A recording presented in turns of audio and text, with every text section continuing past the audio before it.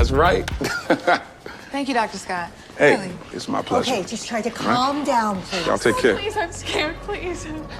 Oh my God, are you a doctor? Please help me, I don't want to die. It's okay, it's all right. What happened? So she took some pills, sleeping pills, I think. Her name is chair. Krista Valdez. Hey, treatment for. All right, calm down. It's all right, just slow your breathing, okay?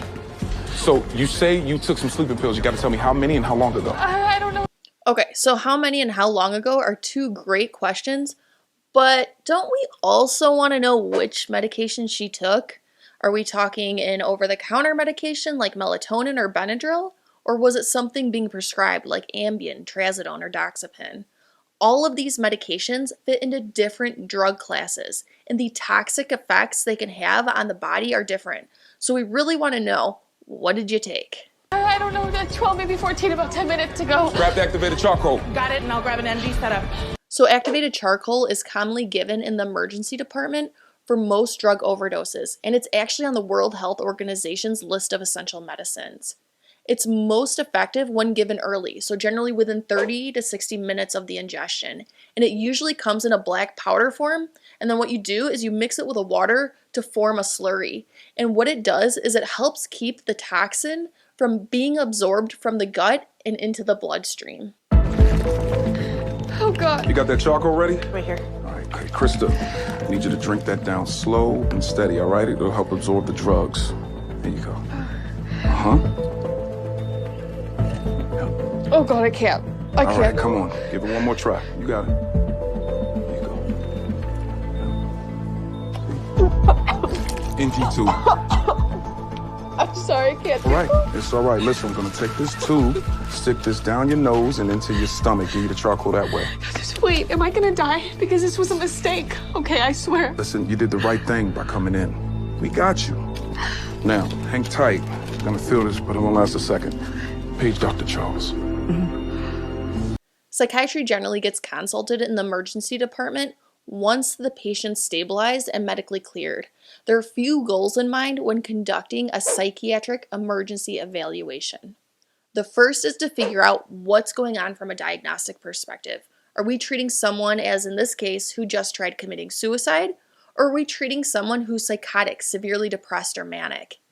The second goal is to manage acute symptoms. Stabilization, not only from a medical standpoint, is obviously very, very important, but also from a psychiatric standpoint. If someone's agitated, intoxicated, actively psychotic, or suicidal, they can potentially be a harm to themselves or even others. So we want to perform the necessary risk assessments and address symptoms sooner rather than later. The third goal is to determine the appropriate level of care needed for follow-up, right? Is this someone who needs inpatient admission? Or is it someone that can be sent home with follow-up care with their local provider?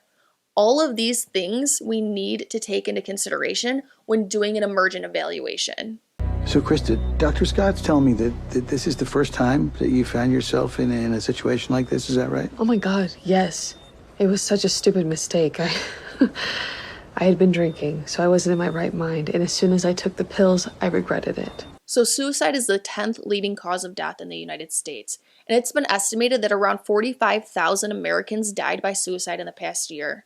So when someone comes into the emergency department with suicidal ideation or after a suicide attempt, one of the most important things we do is conduct a suicide risk assessment. And this involves asking questions about various factors in the person's life that we know are correlated with higher suicide rates. So for example, we know that there are gender differences when it comes to suicide. Men commit suicide more often than women, but women attempt more often than men. And those who are older, particularly men who live alone that are 65 years or older, have higher completion rates. Now, substance use, access to firearms, a history of psychiatric diagnoses, a history of medical conditions, marital status, religion, occupation, all of these things, among others, are important when conducting an evaluation. Now, what is the strongest indicator that someone is at increased risk of suicide? Many believe the answer to this question is a past suicide attempt. Studies show that around 40% of depressed patients who commit suicide have made a previous attempt before. When you say that you weren't in your right mind, what do you mean by that exactly?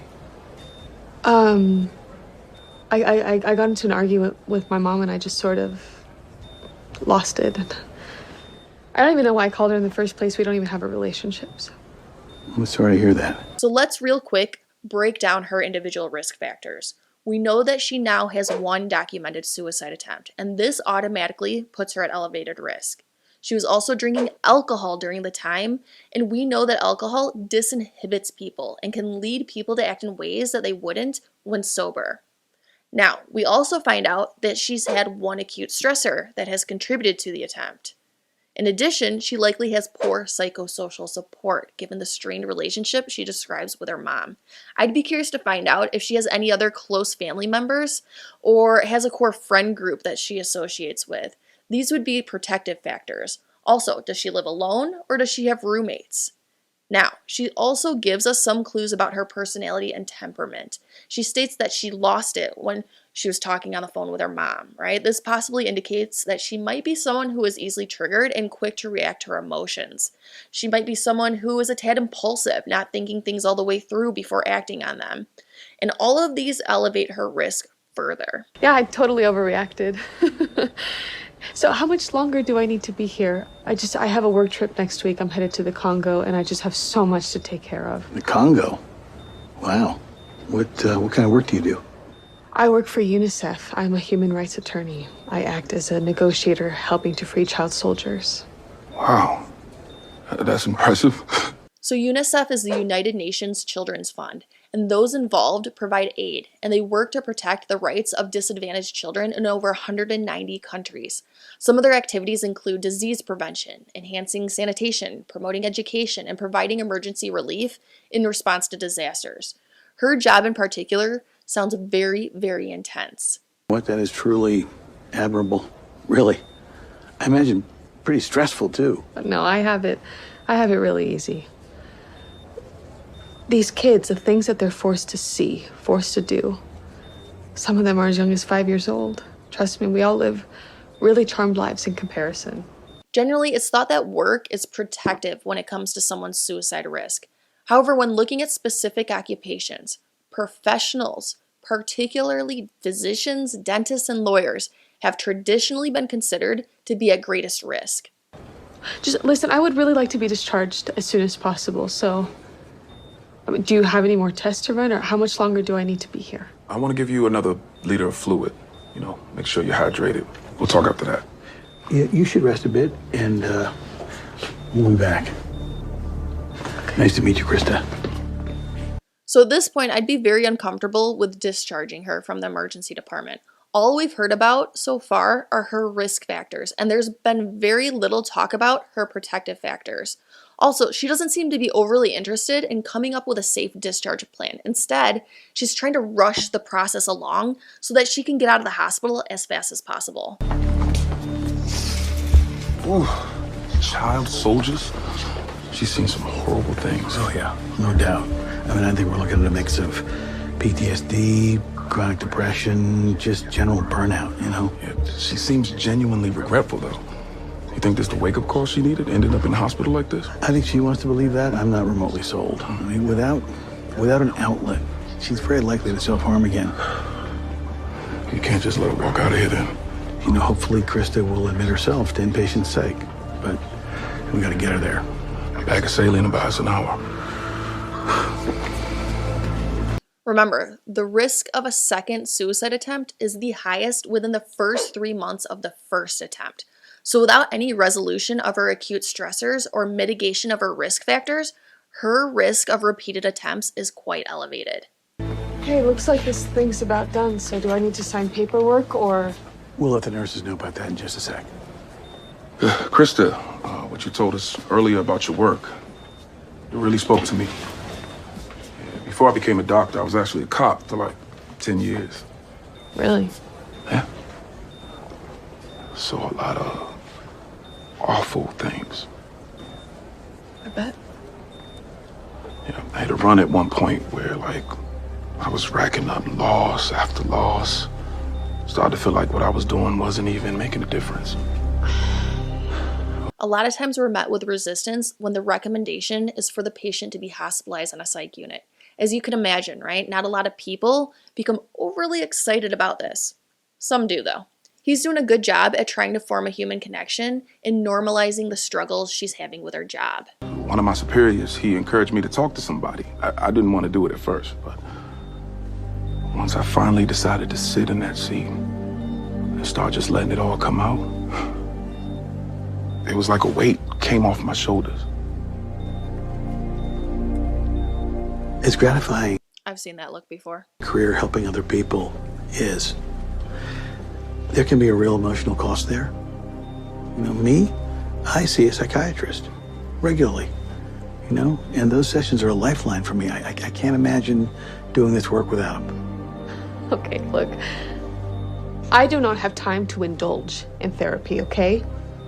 These kids, they need someone to fight for them. I don't have time to sit around and to lick my wounds. You know, you can't.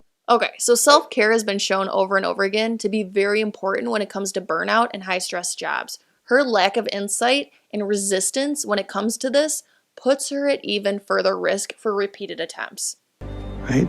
But truthfully, Krista, if you don't address this stuff, next time you hit a low, it might not turn out the way it did today. And all those kids that you've dedicated your life to, they won't have you around to fight for them. No, but I cannot let them down.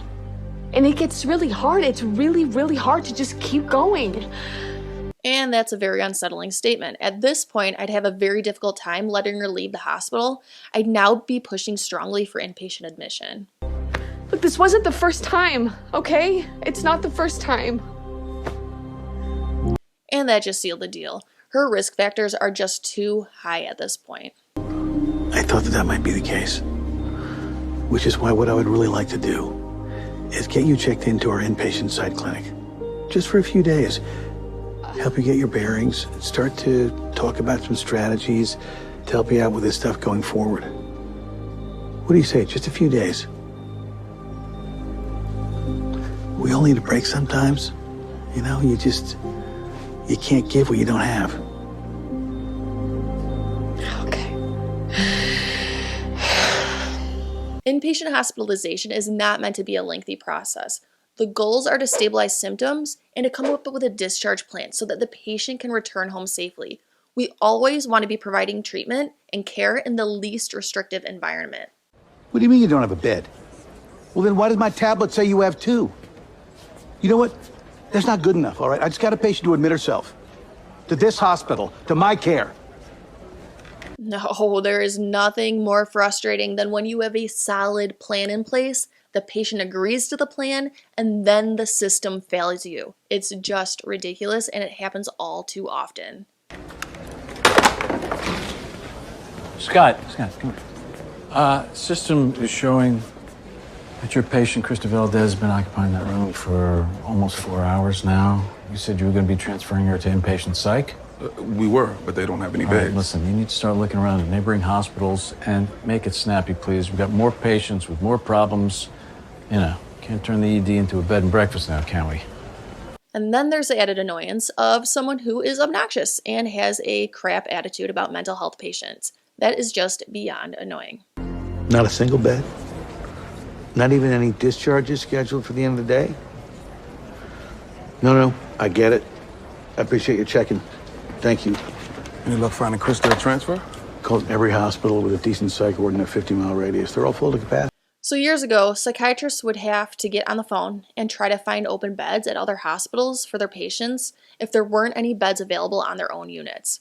However, that's not necessarily the best utilization of resources, and the hospitals that I've worked at have something called an admission and transfer center.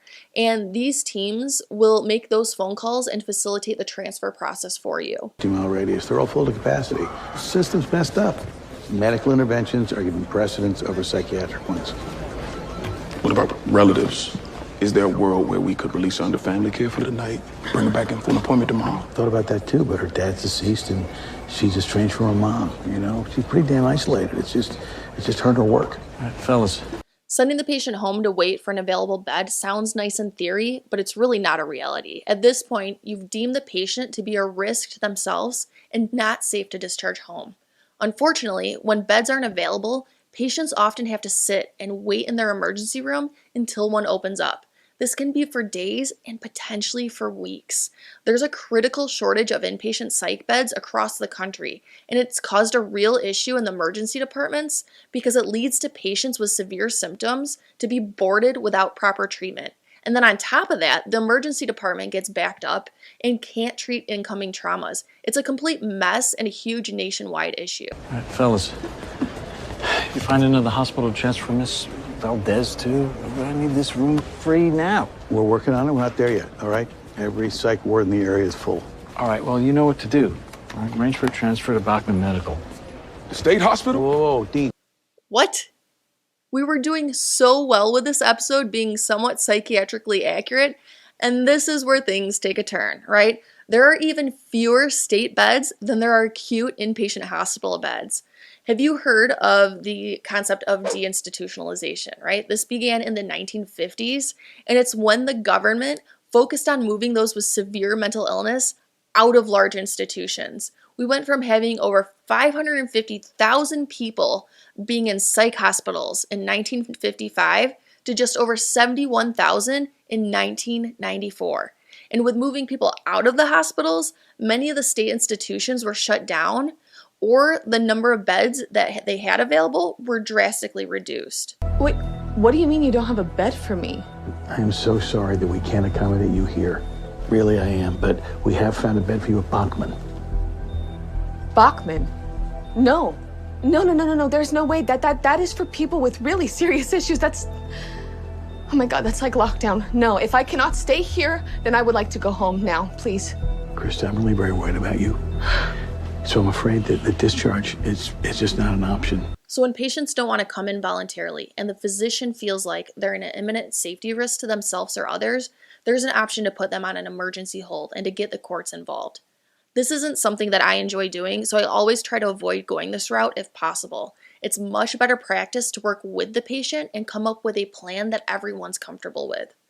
But unfortunately, right, there are times where the patient and the doctor don't see eye to eye, and coming up with a plan that everyone agrees on isn't possible. It's just not an option. You know, it's my opinion that you are still a danger to yourself, and I really think you need to be somewhere safe. I don't. You know what? You made it seem like this was my choice. And you made the right choice. No, what you both did was lie to me. You were always going to commit me, weren't you? Krista. You told me that I could stay here and that we were going to figure this out together. You know what? Screw you guys. I'm out of here. Get this out of me. Krista. No, do not touch me. chill, Come Krista. on. You're gonna No, let me go, please. No. Krista, Please. restraint, please. No, please. No, please, let me alone. This will help you. Leave me alone, please. Please, leave me alone, please. Liars.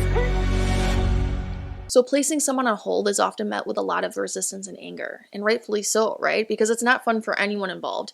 And these types of moments can be completely demoralizing on so many levels.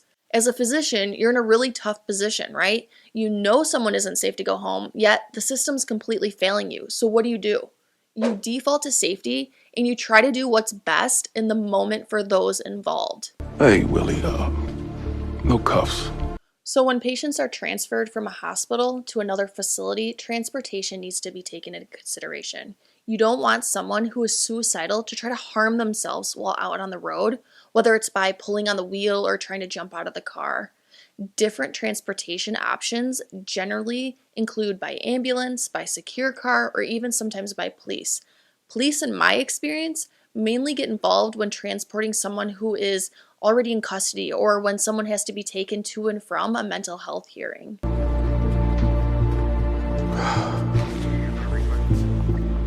How long you been doing this? 35 years, I don't know, something like that. How? You gotta hang on to those good days, hang on to the wins. Fact, being a doctor has its hard days, just like any other job, and that's why self-care in any profession is important. Alright, if you've enjoyed this reaction video and want to see more, make sure to click that top video. And don't forget to subscribe. New videos are being released weekly.